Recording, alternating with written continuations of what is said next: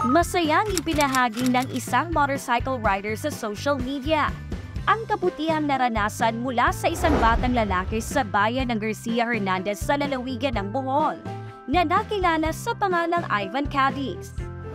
Ayon sa rider, naubusan ng gas ang kanyang motor habang bumabiyahe mula sa Tagbilaran pauwi sa kanilang lugar, kung kaya napilitan siyang tumigil sa isang bahagi ng bayan ng Garcia Hernandez.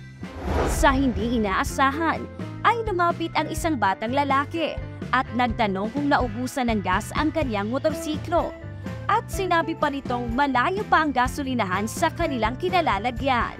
Pagkatapos, ay nagboluntaryo ang bata na bumili ng gas, kung kaya binigyan niya ito ng 500 pisong pambili.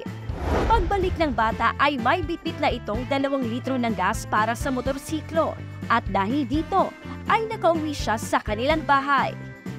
Umani ng paghanga mula sa mga netizen ang ipinakitang kabutihan ng bata.